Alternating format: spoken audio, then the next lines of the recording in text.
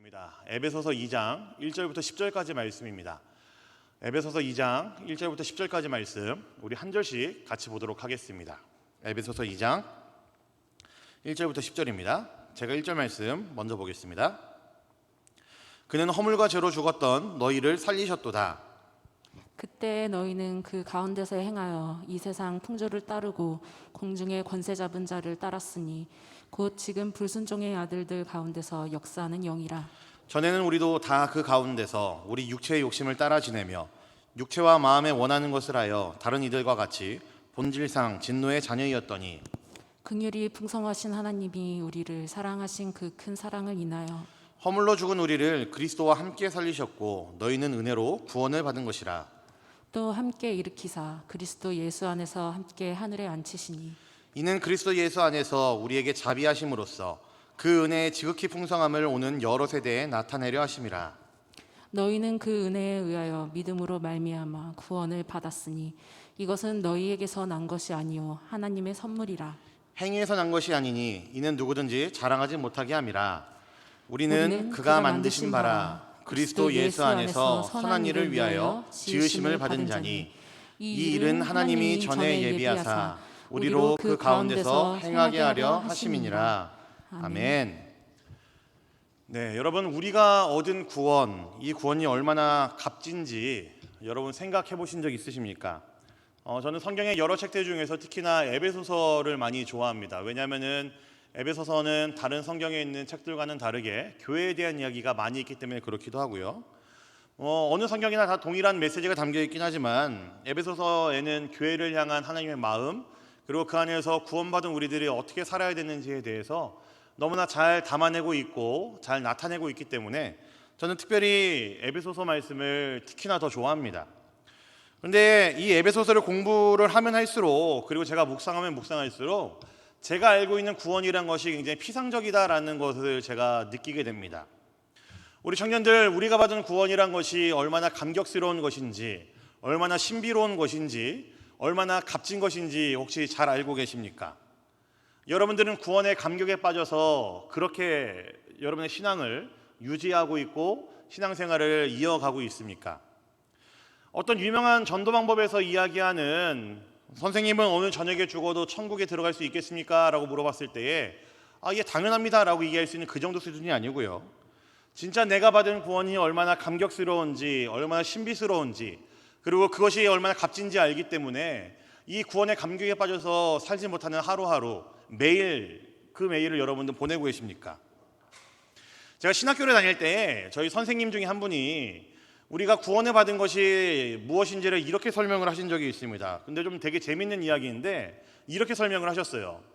운동장에 몇백 명이나 되는 시체들이 있습니다. 시체입니다. 사람이 아니고요. 시체들.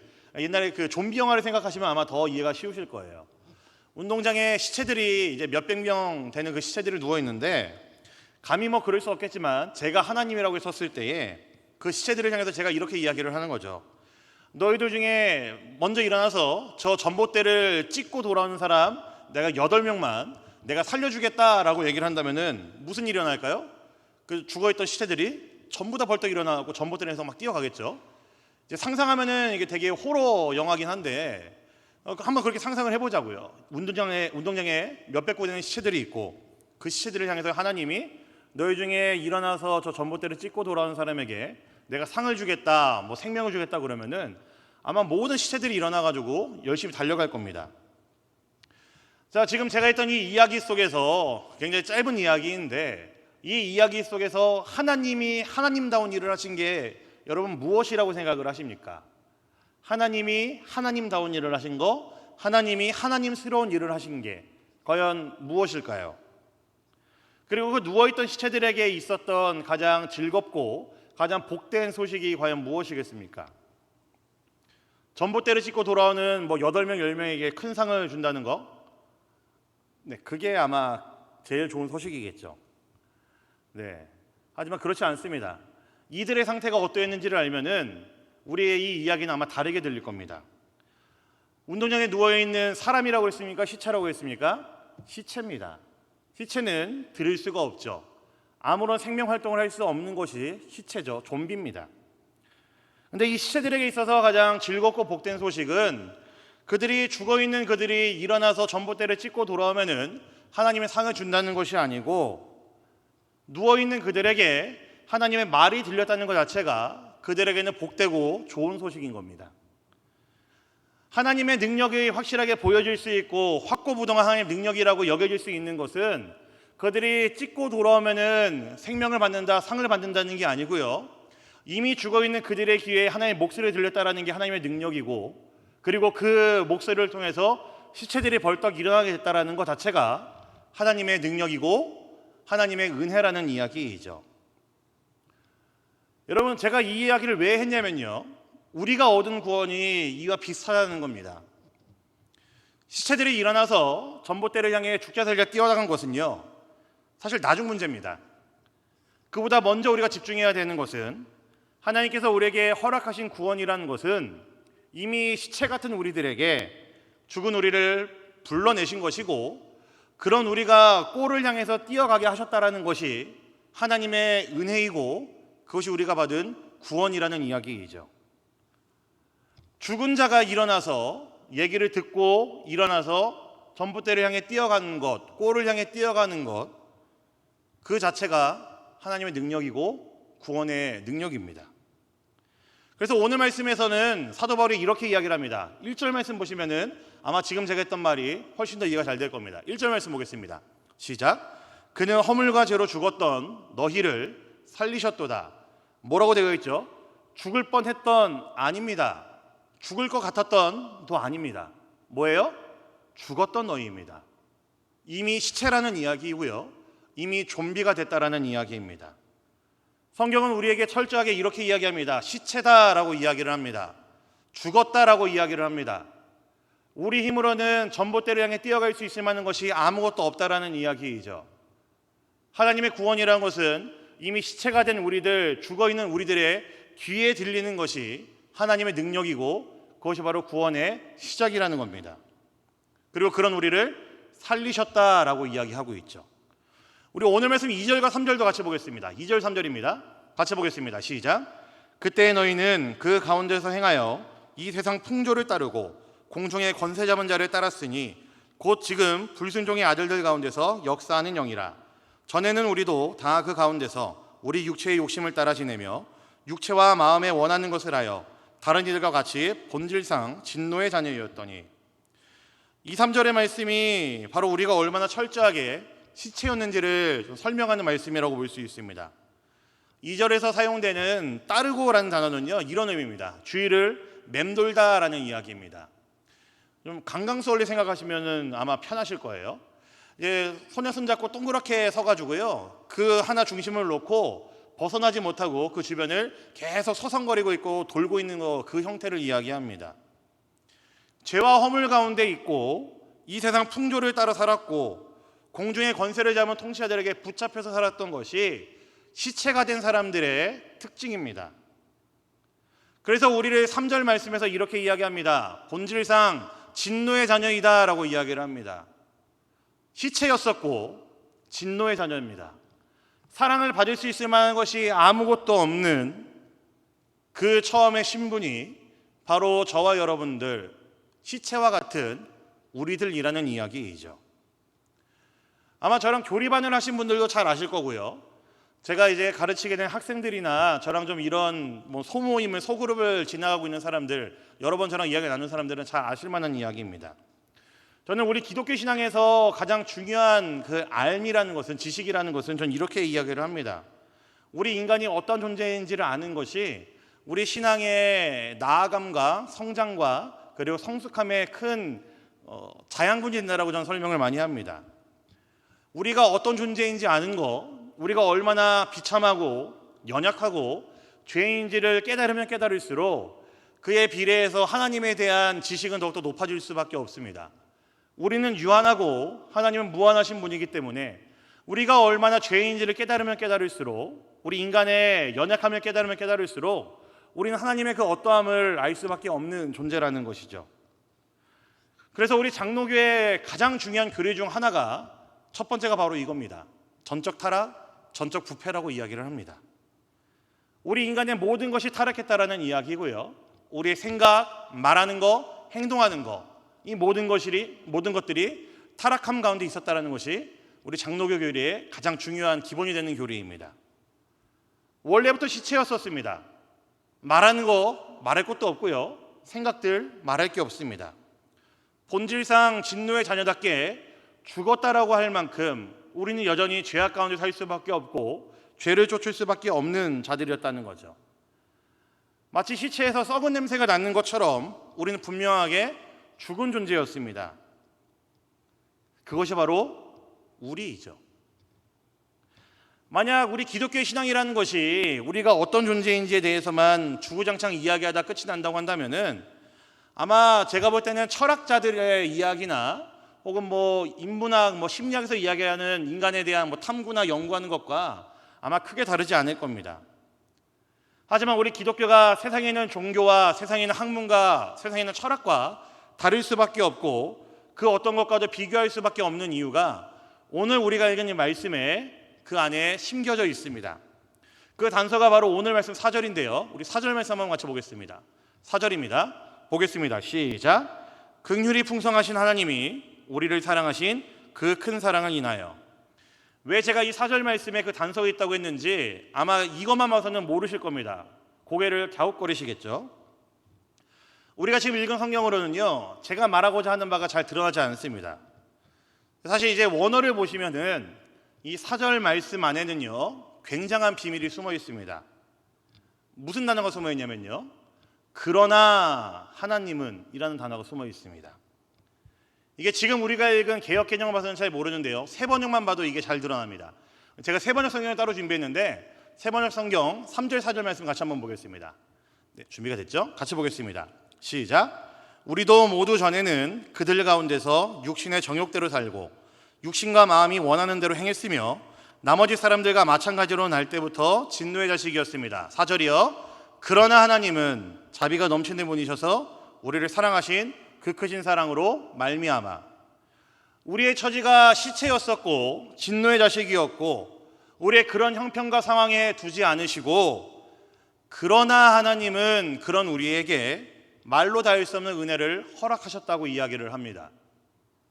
그러나 하나님은 시체였던 우리의 원래 모습들 신경 쓰지 않으시고 그러나 하나님은 그런 우리에게 사랑을 보이셨다라고 이야기를 합니다.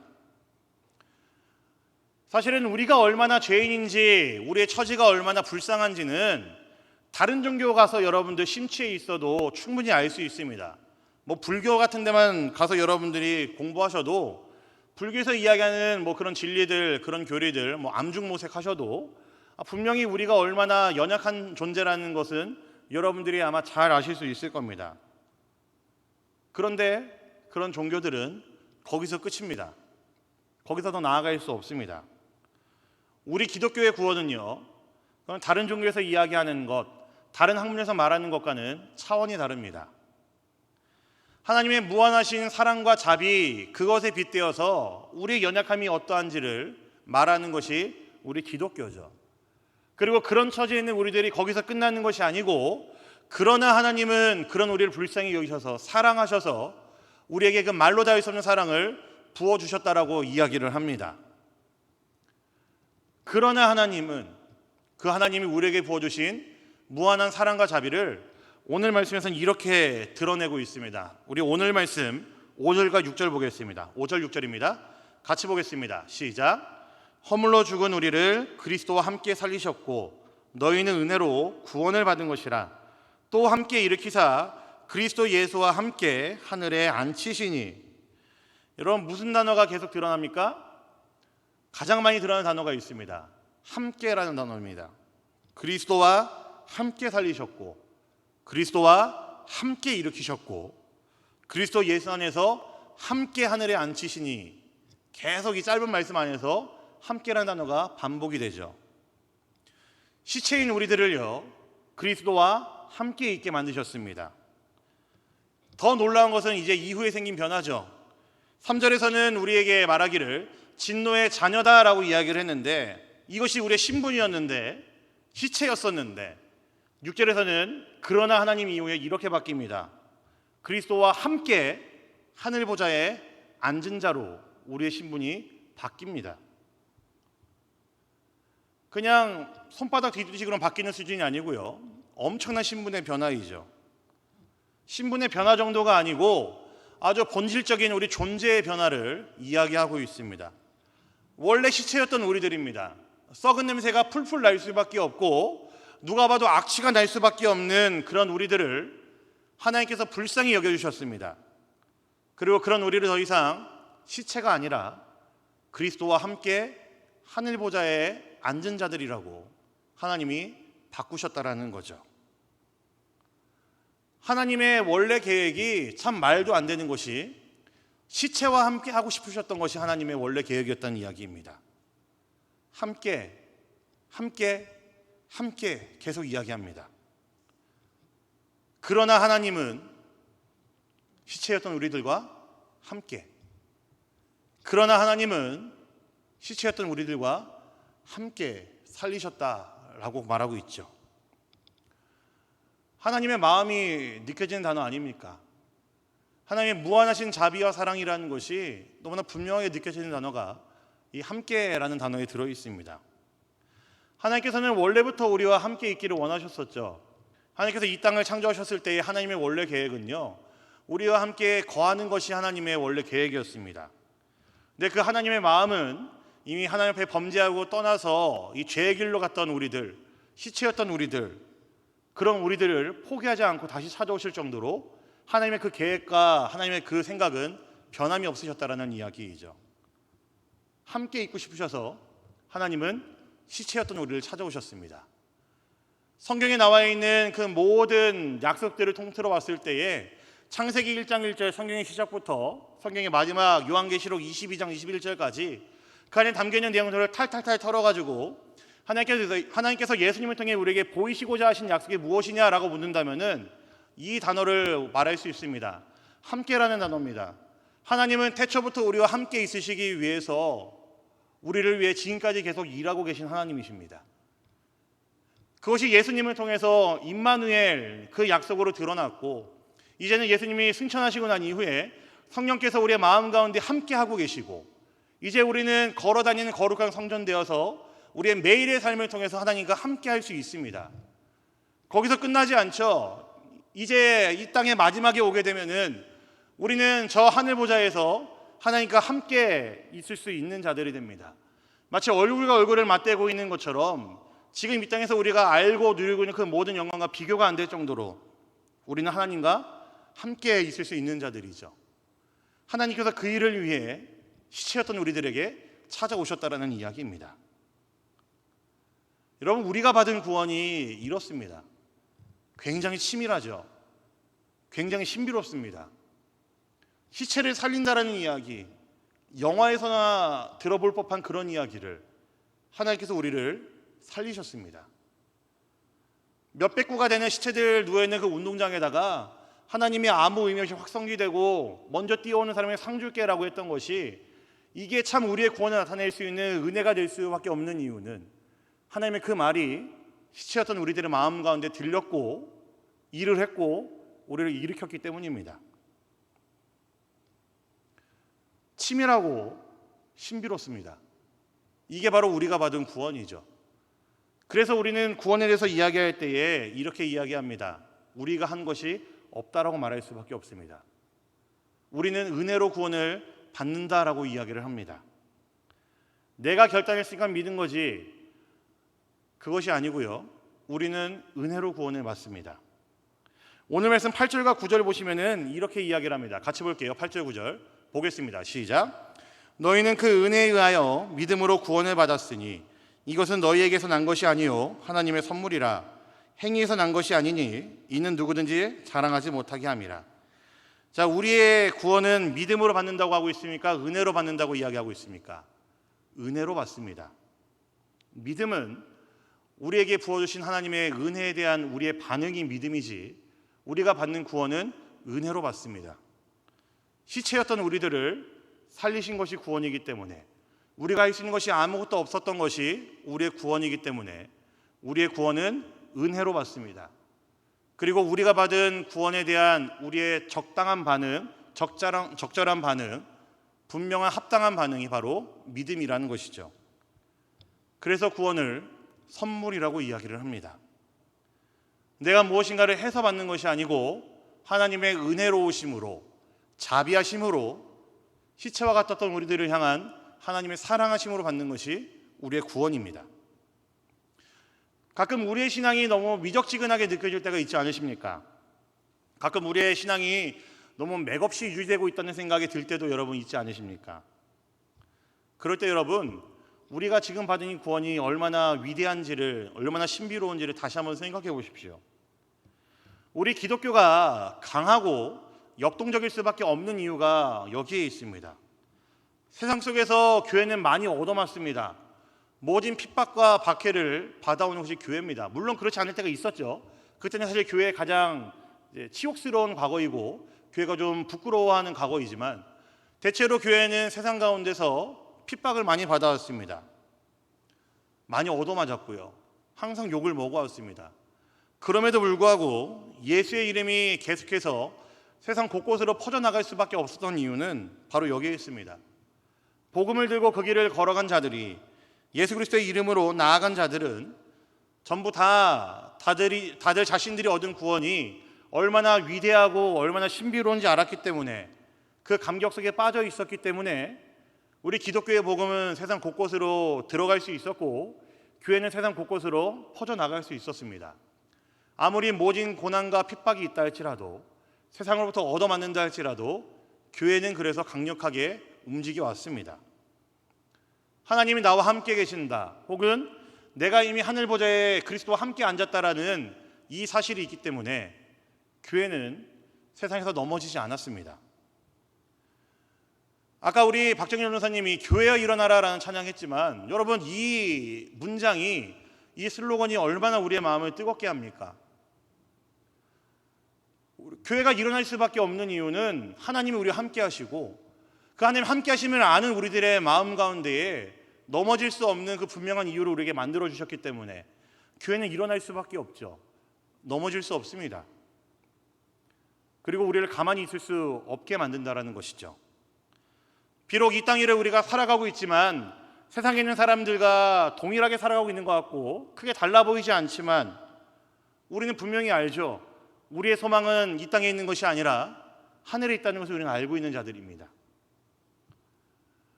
우리의 믿음의 근거는 세상에서 말하는 성공의 근거들이 아니고, 행복의 조건들이 아니고, 우리가 바라보고 맞대 꿈꿔야 되는 것은 하나님 우리에게 심겨 주신 그것, 하늘에 있는 그것이기 때문에 우리는 세상 가운데 넘어지지 않고 세상에서 우리는 소망을 갖고 살아갑니다. 사도행전에 보면은 바울과 실라가 감옥에 갇혔을 때에 절망이고 앞에 보일 것이 없었지만, 그럼에도 그들이 어땠는지 보시면은 분명하죠. 그들은 찬양했다라고 이야기를 합니다. 감옥에서도 찬양을 했습니다. 그동안의 교회 역사에서 드러났었던 무수히 많은 우리의 선배들은, 신앙의 선배들은 전부 다 이 감격이 있었던 사람들이었습니다. 여러분, 우리가 받은 구원이 무엇인지를 다시 한번 생각해 보십시오.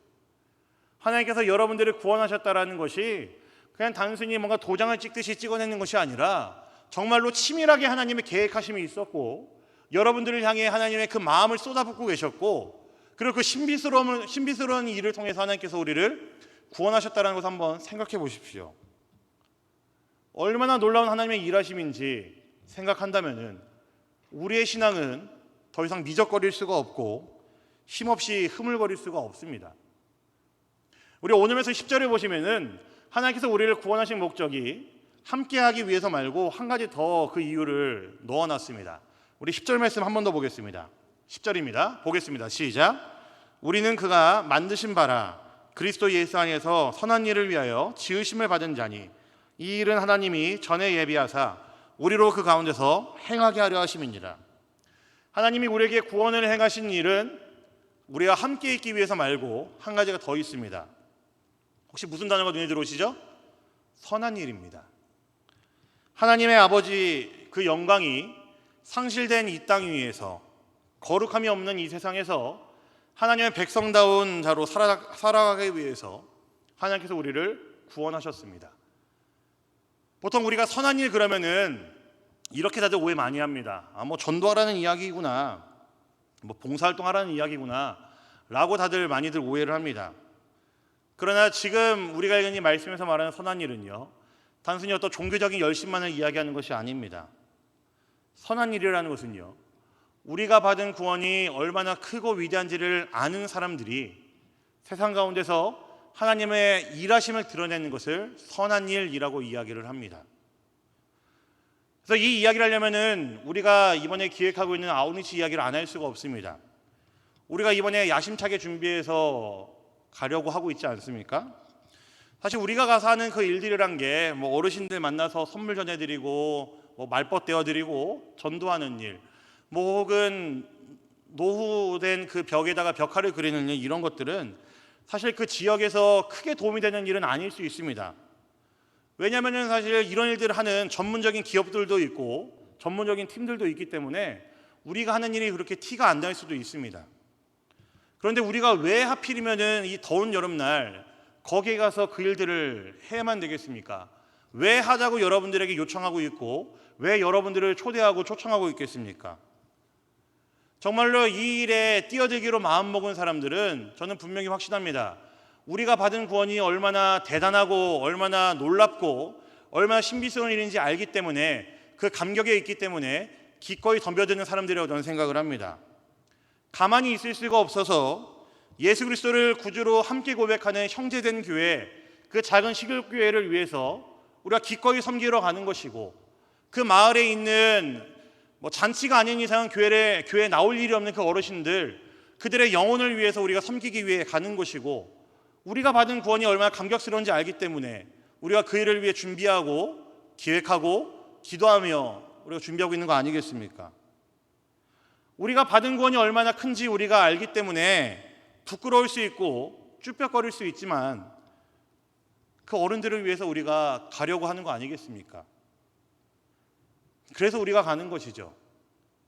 선한 일을 제가 지금 우리가 준비하고 있는 아웃리치만 이야기를 했는데 선한 일이 이것만 있을까요? 아닙니다.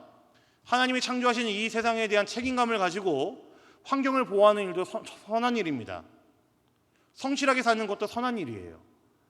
우리가 그리스도인답게 하나님이 창조하신 이 세상을 생각하면서 분리수거 잘하는 것도 선한 일입니다. 다른 사람들에게 친절하게 대하는 것도 선한 일입니다. 정의와 공평을 위해 사는 것도 선한 일입니다. 우리 주변에 있는 어려운 이웃들을 생각하면서 우리가 그들을 위해 끊임없이 기도하며 그들을 위해 끊임없이 도움의 손길을 뻗치는 것도 선한 일입니다. 우리 공동체 안에 있는 육체가 연약한 자를 위해 끊임없이 계속해서 기도하는 것, 선한 일입니다. 하나님께서 이 땅을 살아가는 우리에게 원하시는 것, 하나님 백성된 우리들에게 원하시는 것이 바로 이것입니다. 하나님께서 우리를 구원하신 것은요, 하나님이 좋으시기 위해서, 우리와 함께 있기 위해서 우리를 구원하셨습니다. 그리고 한 가지 더, 하나님의 백성들인 우리가 이 땅을 살아가면서 하나님이 어떤 분이신지를 세상 가운데 드러내고 거룩하게 살기 위해서 우리를 부르셨습니다. 창세기 19장 18절에 보시면은 하나님께서 아브라함을 부르시면서 그 부르신 목적을 이렇게 이야기합니다. 창세기 18장 19절 말씀 한번 같이 보겠습니다. 시작. 내가 그로 그 자식과 권속에게 명하여 여호와의 도를 지켜 의와 공도를 행하게 하려고 그를 택하였나니. 여기까지만 보겠습니다. 소돔의 멸망 앞에서 하나님께서 아브라함을 부르신 목적을 이야기합니다. 소돔의 멸망이라는 것이 굉장히 큰 사건이지만 우리가 그 앞에서 봤을 때 이 말씀 지나칠 수밖에 없는 그런 작은 말씀인지 모르겠지만 하나님께서 아브라함을 통해 하나님의 백성들 삼으신 이유를 분명히 이렇게 밝히십니다. 구원받은 것으로 끝나는 것이 아니고 너희로 하여금 세상 가운데 의와 공도를 행하게 하기 위해서 불렀다라고 하나님이 이야기하십니다. 의와 공도, 착하고 선한 일, 바른 일을 행하게 하기 위해서 우리를 부르셨다라는 것이죠. 그래서 우리의 구원은 피상적이지 않습니다. 그냥 내가 예수 믿으면 구원받는구나, 예수님 믿습니다, 예수 천당 불신지옥, 이게 아니라는 이야기이죠. 우리가 예수님 믿었을 때 받는 구원의 감격은 내 삶을 변화시킵니다. 내가 하나님 앞에서 어떻게 살아야 될지를 분명히 알게 합니다. 우리의 구원 생각해보면 신비롭습니다. 시체와 같았던 나를 내 귀에다가 하나님께서 직접 이야기하셔서 내 마음에 하나님의 그 사랑을 알게 하여 주시고 은혜를 알게 하셨다라는 거죠. 죽었던 우리들을 불쌍히 여기셔서 하나님을 자비로우심으로 살리셨는데 그 구원하심이 우리를 저 하늘 보좌에 그리스도와 함께 앉히셨고, 그런 우리가 이 땅에 살아가면서 하나님의 백성답게 살아가게 하는 것이 하나님께서 우리를 구원하심이라는 것입니다. 그래서 사랑하는 우리 청년들, 우리가 얻은 구원을 다시 한번 생각해 보십시오. 우리가 얻은 구원이 얼마나 신비로운지, 얼마나 위대한지, 얼마나 값진 것인지를 다시 한번 생각하셔야 됩니다. 우리의 힘으로 얻은 것이 아니고요, 참으로 아름다운 하나님의 선물입니다. 이 구원의 감격에 더욱 깊이 빠지는 우리 모든 청년들이 되기를 간절히 소망합니다. 그리고 이 구원의 감격들이 우리들의 삶을 송두리째 바꿔버리는 그 은혜의 역사가 우리들에게 있기를 간절히 소망합니다. 당장 우리 눈앞에는 아웃리치를 앞두고 있지만 우리가 구원받았다는 그 사실, 그 감격을 우리가 다시 한번 생각한다면 아마 우리 그 일을 준비하는 데 더 박차를 가할 수 있을 것입니다. 우리의 마음가짐이 달라질 겁니다. 도착해서도 우리의 마음이 달라지겠죠. 우리가 하는 그 크고 작은 일들이 그냥 봉사활동 수준이 아니라 하나님께서 우리를 구원하셨기 때문에, 그 구원의 감격을 있는 우리들이기 때문에, 아는 우리들이기 때문에 그 일을 행하는 겁니다. 이 구원의 은혜를 깊이 깨달은 사랑하는 우리 청년들, 여러분들이 이 세상을 살아가실 때에 참으로 멋있고 아름다운 그런 그리스도인들이 되시기를 간절히 소망합니다. 여러분들의 매일매일의 삶에서 구원의 감격이 드러나고 보여지고 세상 가운데 얼마든지 드러낼 수 있는 그런 믿음이 여러분들에게 있기를 간절히 소망합니다. 여러분들이 하는 그 하나하나의 그 모든 일들, 선한 일들이 되기를 간절히 소망합니다. 구원의 기쁨과 구원의 감격이 여러분들의 매일매일의 삶에 가득하기를 우리 주님의 이름으로 부탁드립니다. 우리 함께 찬양하겠습니다. 우리 말씀 기억하면서 찬양하겠는데요, 조금 오래된 찬양인 것 같아요. 제 기억으로는. 우리 제 위에 죽으신 주, 날마다 그 사랑 감사하세. 날마다 주의 형상대로 변화되리라. 십자가 우릴 새롭게 하네. 우리가 받은 구원이 얼마나 위대한지를, 그리고 얼마나 감격스러운지를, 그리고 우리 삶의 원동력 된다는 그 사실을 기억하면서 이 시간 함께 찬양하며 나가도록 하겠습니다.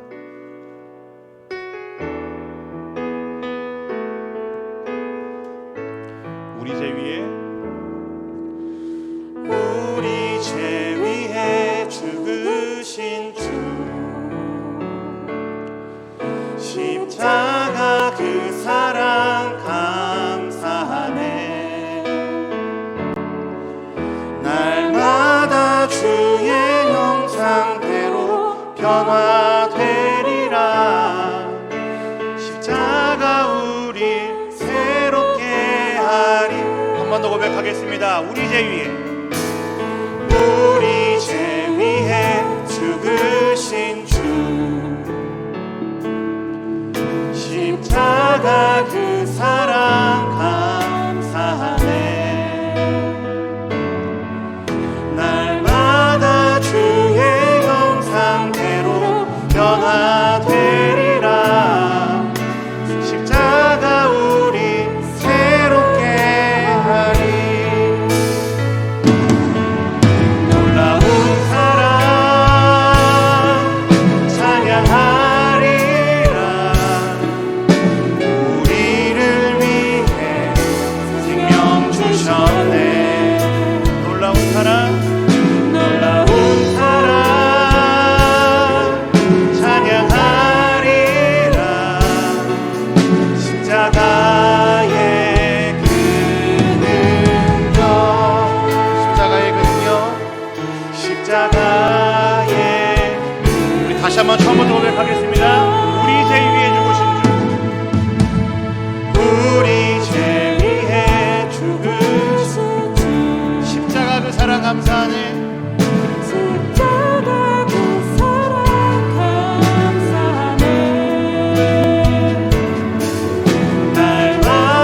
주의 형상대로 변화되리라.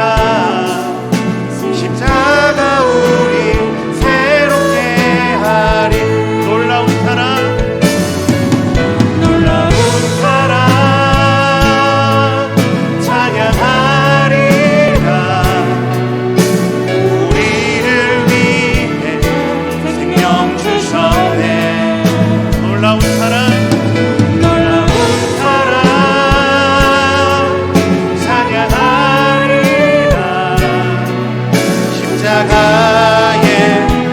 앞에서 고백하겠습니다. 놀라운 사랑,